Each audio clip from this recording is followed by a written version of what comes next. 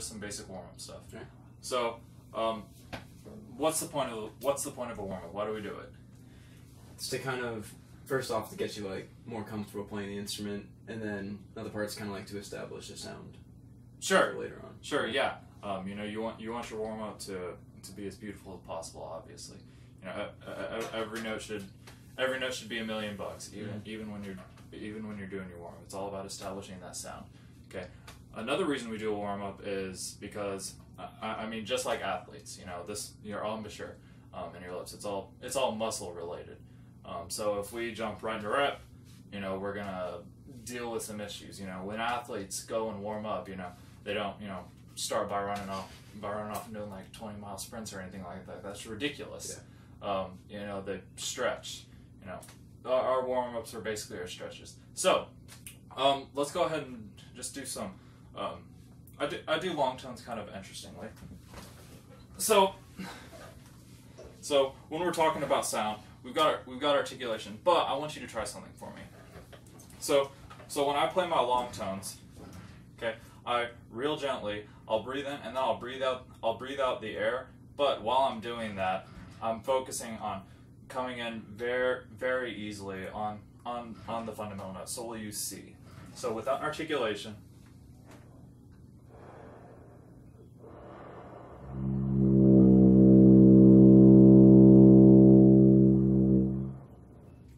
so what do you notice about the sound? Or just anything about it? Like slowly comes in, because you're like putting your lips together and then it fades away too. Yeah. So no articulation. I just want you to try that for me. Okay. And if you airball the note, doesn't matter. All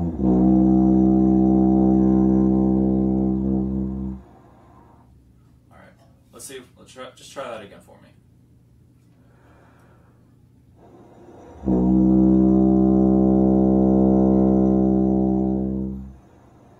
All right. So this time, I want you to see if you can make the entrance just a little more gradual. Mm-hmm.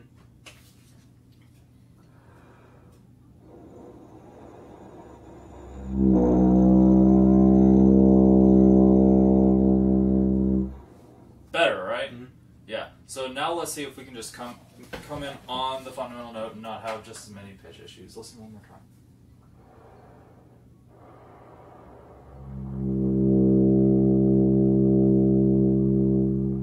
You should be able to feel the vibration on your lips when it's about to come in, and then you'll be able to control just by pushing just a little more air.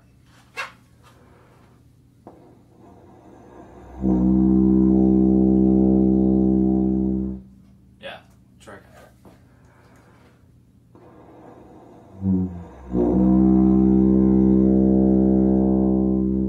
Yeah, it's tricky, right? Yeah.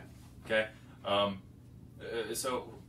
So moving forward with this, what do you think some of the applications might be in our actual playing?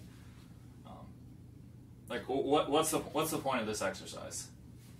Maybe to kind of make you more comfortable with like just buzzing right on that pitch. Yeah, sure. Yeah. That's definitely a reasonable application.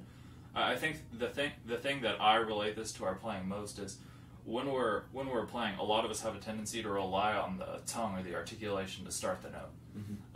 Because once you do that, it forces the start of the note. But if we can get really comfortable with just air starts, then all of a sudden we're taking away our reliance on the tongue, so we can totally focus on just the air.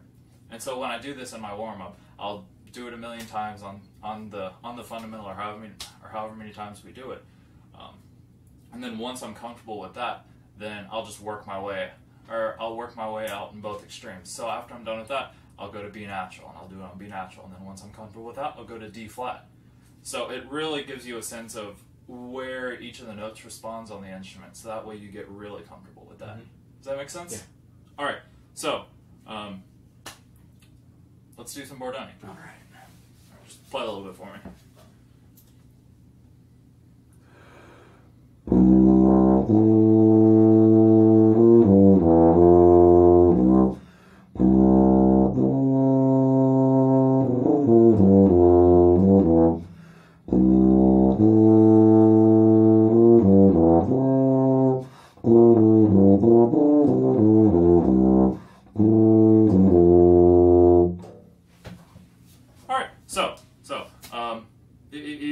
We've got enough to go on. First off, nice tone quality. Okay, it's real even up and down the register so far. So, tell me about it. What did you notice? What did you hear that you liked? What did you hear that you didn't like? I definitely liked my range. That was kind of below F. The way that responded. A lot of times on the jumps, I could feel myself like getting quieter as I jumped up to it. It's like the low C in the second measure. Sounded really good, and then I jumped up to the higher C, and it just like backed off. Okay. When I did it, yeah. All right. So, so how do we fix that?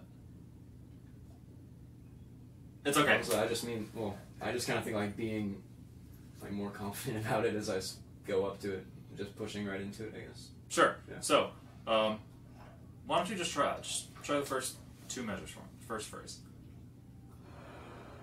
All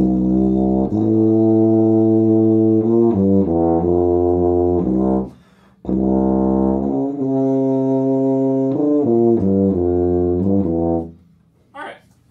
So better, right? Okay. The connection's a little better. It always seems better the second time around, right? Yeah. So we just got to get to the point to where we're able to identify those things and be comfortable enough with what we anticipate is going to be the problem the first time around. Mm-hmm. So, to me, it all sounds just a little. It sounds really vertical to me. Like I can dee da da dee da da da. I can feel that. Okay, these are bel canto studies. What were these? Because they weren't originally written for tuba, right? Mm-hmm. So what were they? I have no idea. All right, so do you know what bel canto means? Nope. All right, so these are all vocalises. All right, so first off, bel canto. I want you to figure that out. Go home, figure out what the bel canto style is. Okay, do your homework on that. Okay, and then because that'll be able to inform all of your musical decisions in these, because it's a very specific style. Is it like the way? Like there's a bunch of like I guess with like the breaks. Because I noticed that in every single one of them, it's like, then like sort of repeats the idea in a way. It's all with voice. Okay, it's a vocal style. All these were vocal. It's a vocal style. Yeah. So all these are vocal etudes, right? Okay. So that being said, it definitely informs your musical decisions, right? All right. So that being said, just try the first two measures for me. Thinking about that kind of style and not I'm playing the tuba. Try that for me.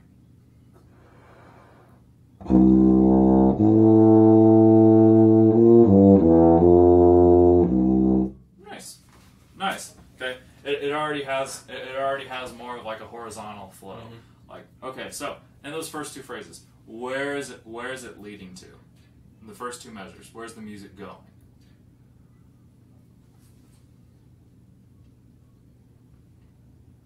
It's going to the C at the end, I'd say. So it's going. No.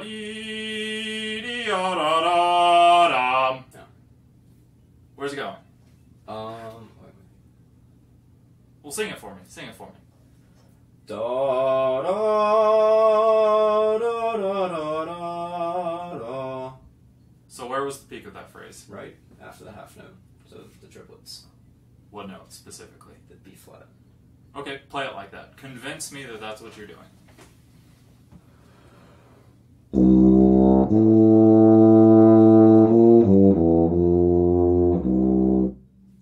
Okay, what do you think?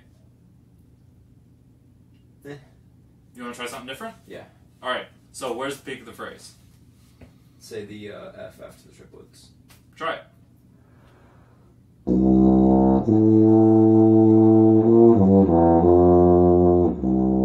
Yeah, I like that. Mm-hmm.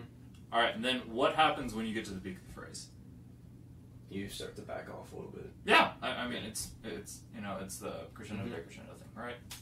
Okay, so when I work on these, okay, I literally do them phrase by phrase. Where's the music going, and then where is it coming from? Because that's what music does. Music is always going somewhere, or it's always coming away, right? Mm-hmm. It's never stagnant. Because if it's stagnant, then it's just not doing anything, and it's not interesting. Okay, so I like that a lot better.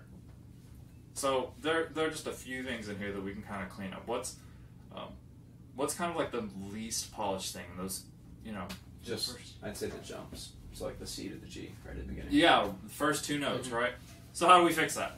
Okay, it's the connection, right? So so obviously there's a break in it, right? Yeah. So what's causing the break? I mean, fundamentally, what is happening to cause the break? Me just not having enough air support for like the change in the length of the instrument. Yeah, the air stopping. Okay, you know, changing from in like a half step from like a G to an F sharp. There's no break there.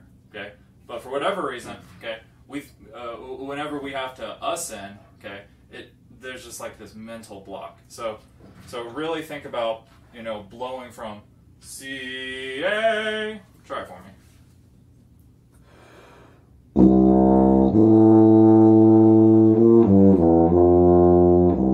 So it's already better, right?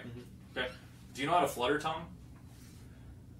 No, that's something I can't do. I can't roll my R's. It's okay. Neither can I. So I have this really. So there are people who can flutter tongue, and then there are people who can't, or basically fake it. I'm one of the fakers. So basically, what we have to do is we basically put our tongue up in the back of our mouth, and we make this just like crackling. Do that for me. Okay, it's really uncomfortable. Okay, I mean it's got to be violent. Okay, so when I'm wanting to make something nice and smooth, I'll flutter tongue it. So the first phrase would be.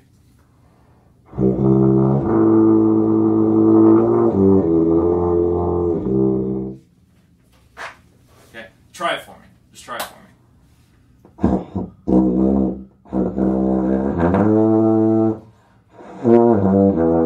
I can't do that. It's okay. It's okay. It's okay. It's super uncomfortable. No, it's just like goes against everything I'm used to. Yeah. Okay. So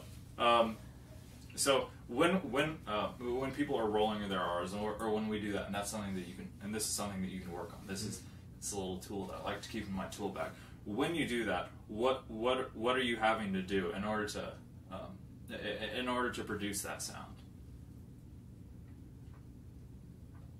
Just like putting your tongue. Yeah. Okay. So the tongue is you're going. blocking it.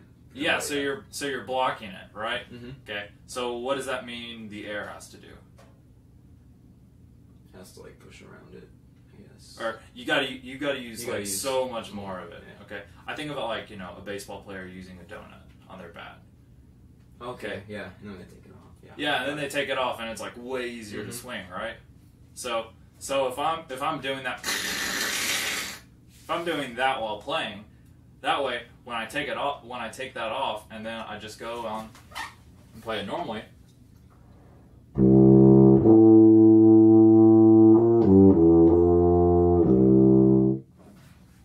Nice and smooth and even. Okay, so let's go ahead and take the very next phrase. Okay, no flutter tongue. That's something you can work on in your own time.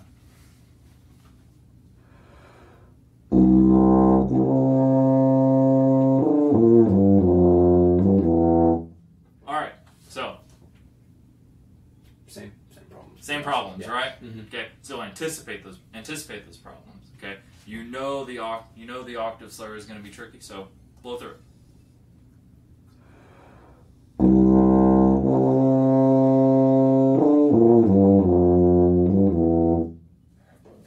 Closer, right? Mm-hmm. All right, so we're working with the same musical idea here, right? It's the same thing, just different notes, right? So where's the phrase going to? It's going to the F again. Going to the F. Yeah. Okay. So I want to try the first two phrases put together. Try it for me.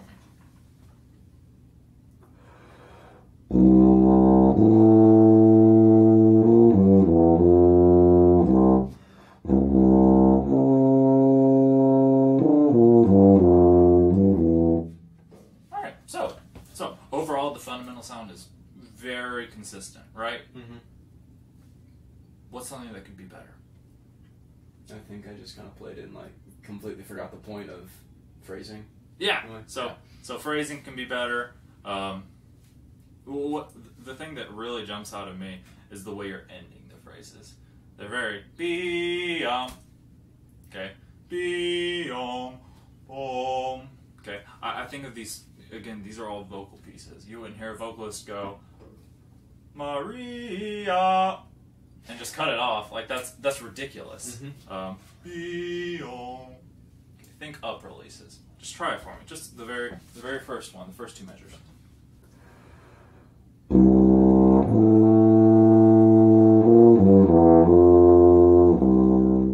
Yeah, that sounds a million times more musical, right? Put it into context. First 4 bars.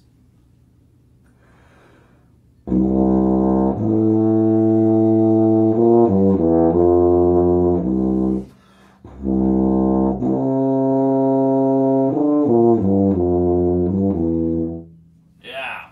So the ends of those phrases sound way better now, right? Yeah. Yeah. So that is not this etude specific. Okay, that is. It's just a general. Yeah, that is a general. That's just a general thing. Okay, end your phrases musically. You know, just like you don't want an abrupt entrance into the sound, you don't want an abrupt exit back into silence. Okay, think up on these. Okay, so let's go on. Okay, so right. 1, 2, 3, 4. Right from the pickups from the 5th measure.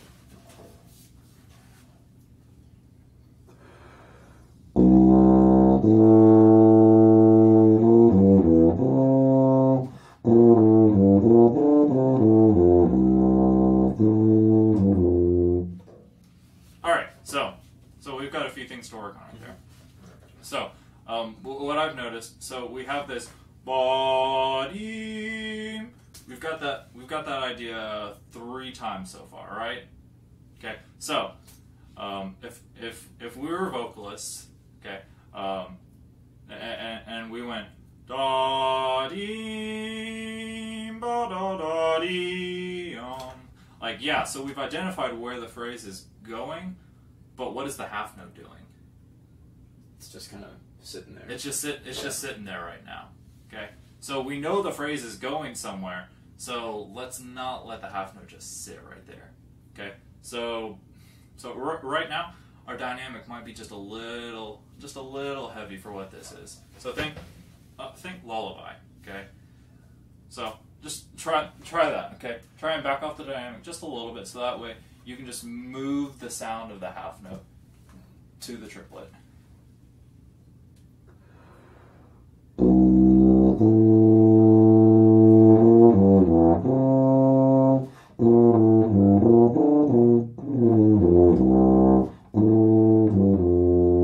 Yeah. So you like the way that half note felt and sounded, right? Yeah. I also thought your sound was much more refined.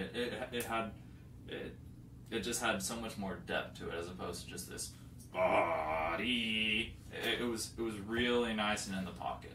Okay, so this next part is a little confusing to me musically right now with what you're doing. So right here, okay, obviously this is the end of the phrase, right? So where is the peak of this phrase?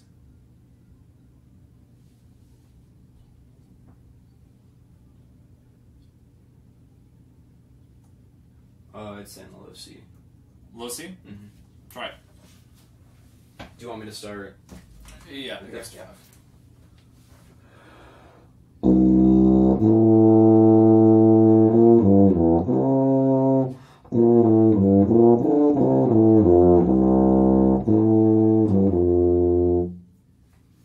So what do you think? I'm not sure. All right. I thought it sounded good, but I don't know if that's like the best spot. Yeah. So this is the great thing about these etudes. There's like that works. If that's what you decided to take in, you know, and say this is what I'm gonna do, no one could be like that's wrong, because that was fine. But the great thing is you can do something else. So pick something else.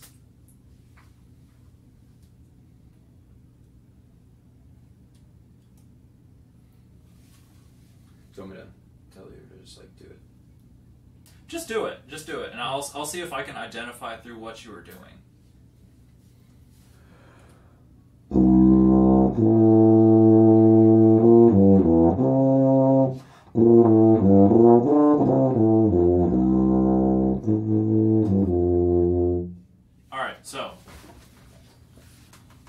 felt like you were leading to the C right there. Is that what you were trying to do? Yeah. Okay. So what did you think of that? I thought it sounded kind of good going there, but there's like so much left after it that maybe wasn't the best spot for it. Exactly. Try this. Try leading to the A.